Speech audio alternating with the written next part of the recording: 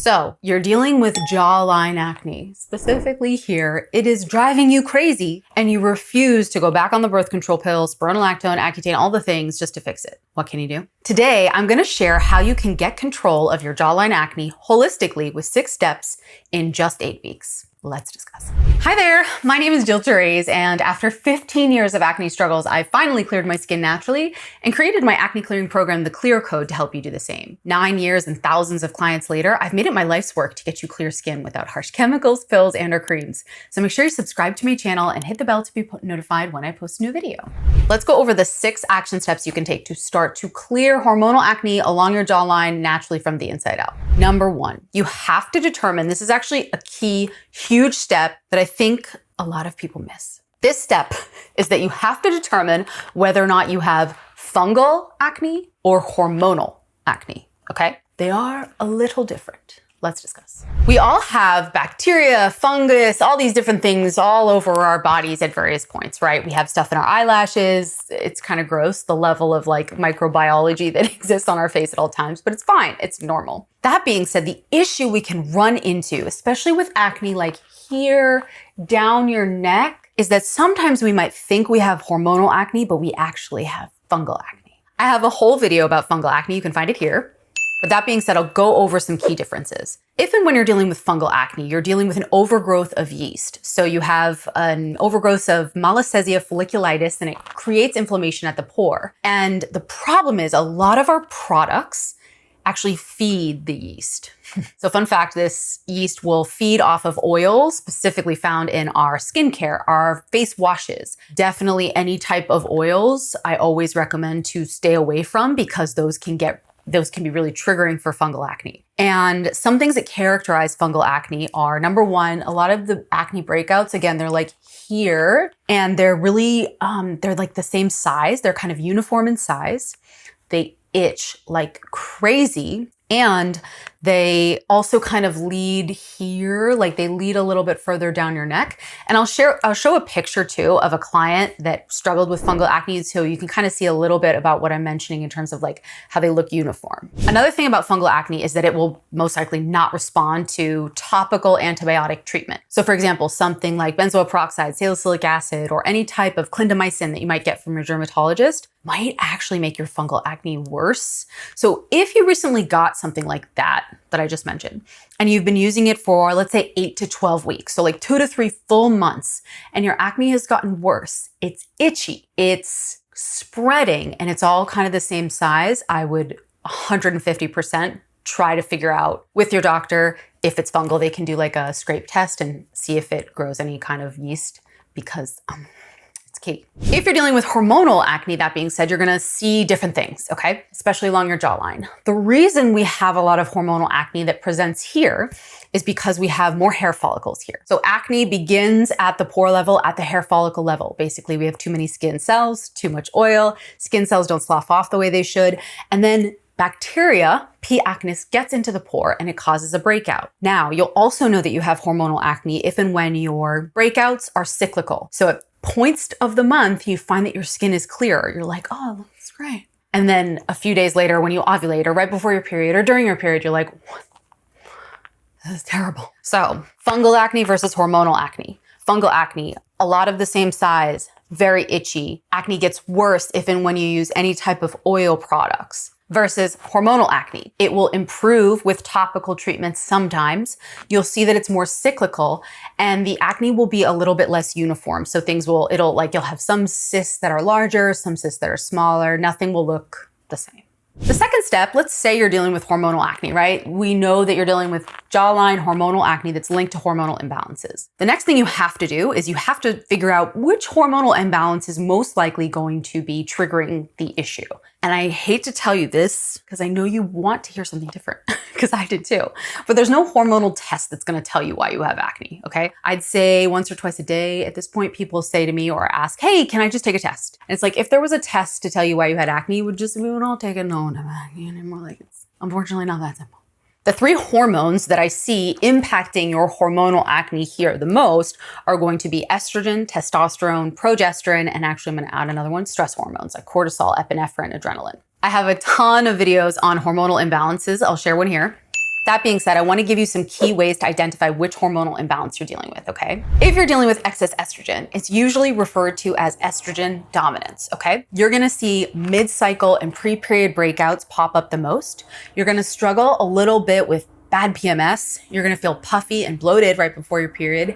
And you probably were on the birth control pill for an extended period of time. That's usually what I see with estrogen dominance. If you were on the pill from 3, 6, 9, 12, even 18 months, you can see shifts in your skin even after that length of time, especially if you were on the pill for like a decade or more. Being on it that long, your body adjusts and it takes a while to get back to center per se, like get back to normalcy.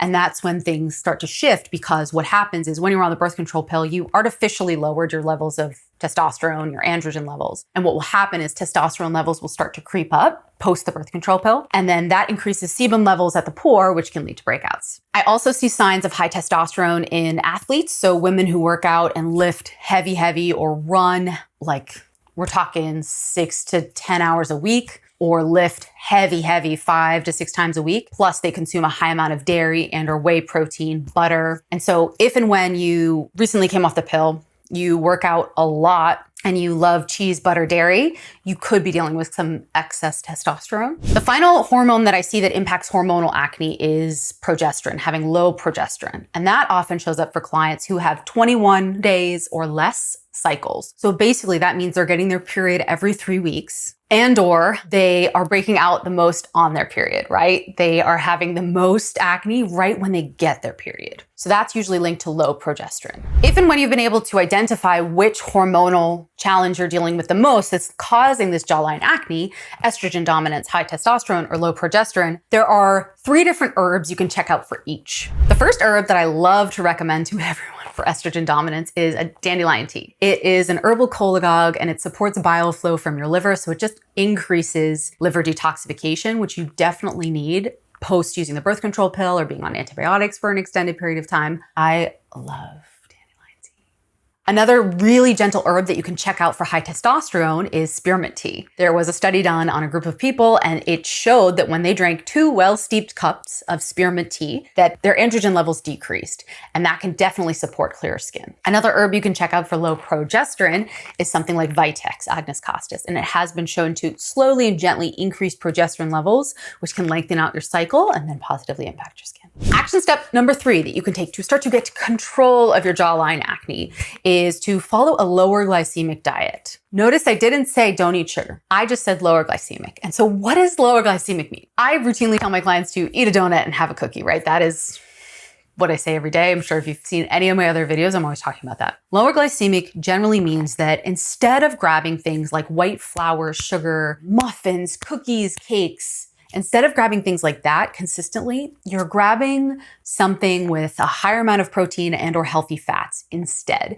And then occasionally, once or twice a week, you're having a donut. Eating a cookie, life is fine. So let me outline what a lower glycemic breakfast would look like instead of a higher glycemic breakfast. So a high glycemic breakfast would be a blueberry muffin with orange juice. Is that delicious? Yes. Is that high glycemic and is it gonna spike your blood sugar up like crazy?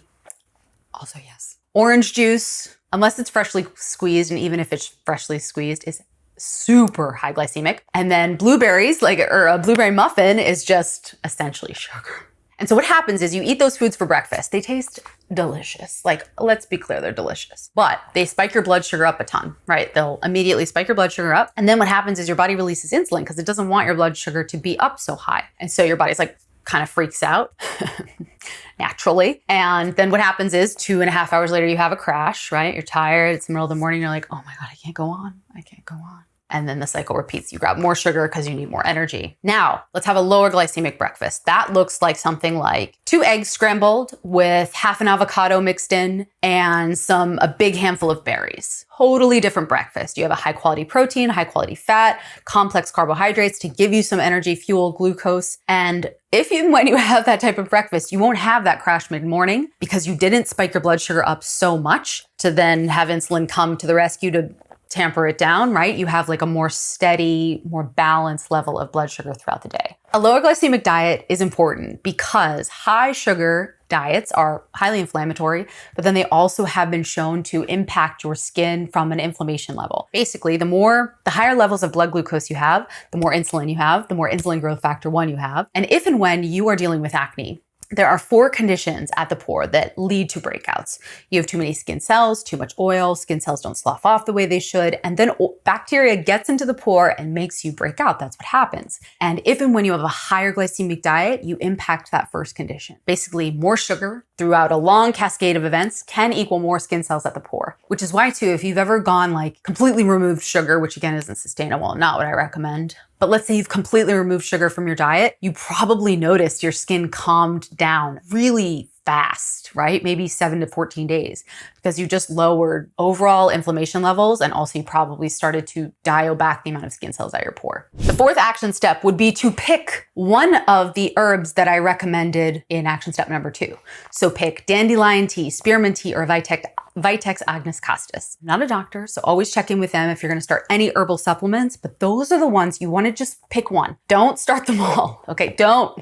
I see you. Don't start them all. Because if you start them all and things get really good or really grumpy, you're not going to know why. And you're going to be like, they didn't work. When in fact, doing them all can get you into trouble. You want to pick one based on what I shared in action step number 2. Okay, so just pick one, check with your doctor, and then go for it. Action step number 5 is to grab a high quality probiotic with 10 billion organisms or more, and the bacterial cultures Lactobacillus acidophilus and Bifidobacterium. If you've been on the birth control pill, which you might, I'm assuming you kind of probably have been if you're here, and or you've taken doxycycline for an extended period of time or minocycline for an extended period of time, you're most likely going to be dealing with impaired gut health stuff. Basically, if and when we take those birth control pills or antibiotics, we disrupt our gut microbiome. There's a gut-skin axis. It's a theory that states that what happens in our gut shows up in our skin, and we've seen that to be true in a lot of different studies over the years. And there were these 2 doctors, John H. Stokes and Donald M. Pillsbury, who decided to do an experiment. They decided to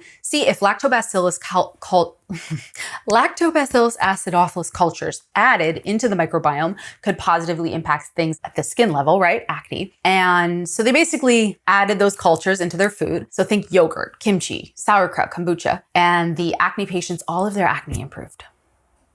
I mean, what? So that is to say, what happens in your gut shows up in your skin, and taking a high quality probiotic will be chef's kiss. The 6th action step that you want to take is to decide on the gentlest topical routine you can even conceive of. You do not need 7-step skincare routine. You do not need 4 toners, snail mucin, an essence of some sort, a pomade, a peptide. You don't need it all. You need a gentle moisturizer, a gentle cleanser, something for actives. And also, if you're watching this and you think your acne could be fungal, it itches, it started, let's say, after you started using a new topical product, run all of your products through Cezia.co to make sure they aren't increasing fungal activity and or feeding fungal activity stuff. You really want to avoid that, because let's say you start taking action and your skin starts to clear, but you're also dealing with a little bit of fungal acne and you're using the wrong products, you're like feeding it. It's like this horrible cycle. So do that. And then also, again, if you think you have fungal acne, check out that video I shared at the beginning, but also start to explore or look into using a gentle Nizoral mask. It can help with antifungal stuff. You basically want a product like a ketoconazole. And again, your dermatologist can prescribe it too, but it addresses these issues down at your jawline. An ideal skincare routine for jawline acne, I'm serious, is water wash in the morning. I know you think I'm crazy, but do it, please. I promise you won't regret it. Just water. Like, you don't need a ton of stuff on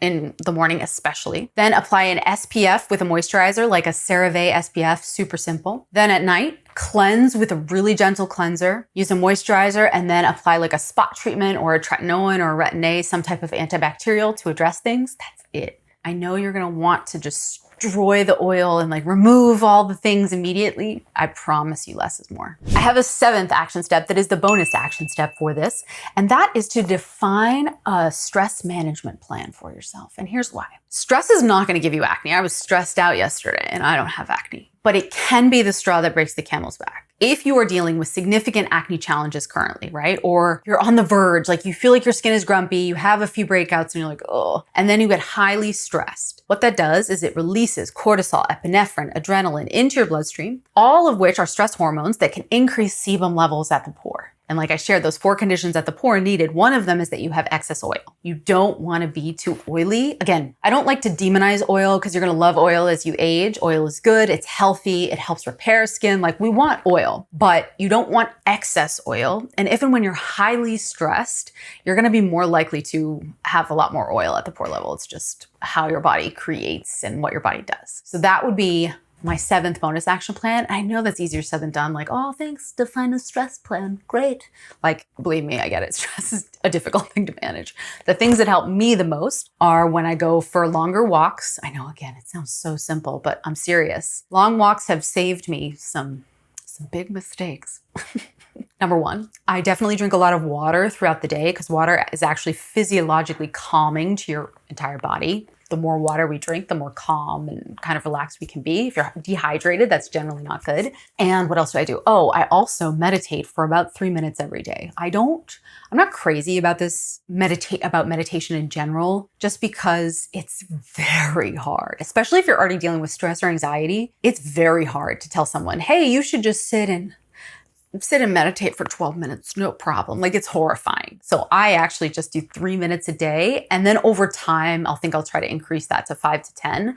But just a little bit of allowing the quiet space to exist in your life can be really beneficial. Those are my best action steps for starting to control jawline acne from an inside out holistic perspective. And that being said, if you feel like you've tried a lot of these or you just want help because you've been trying to clear your acne for years and years.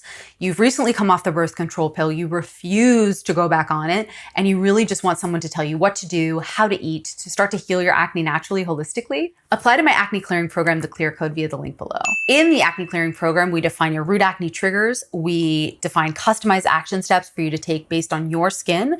And then we follow those week over week. As your skin clears, we're able to create your clear code, which becomes your clear skin lifestyle plan. And it's really designed to keep your skin clear beyond the program because you don't need a detox. You don't need this like unsustainable thing. You need a checklist that you can follow every day that becomes part of your life that nourishes you from the inside out. So if you're interested in learning more, apply to my clear code today. If you like this video, make sure you subscribe to my channel and hit the bell to be notified when I post a new one. And if you know anyone who this video would help, please send this over to them because I would love to see if I could be an inspiration for them, like a spark in the darkness. See you next time.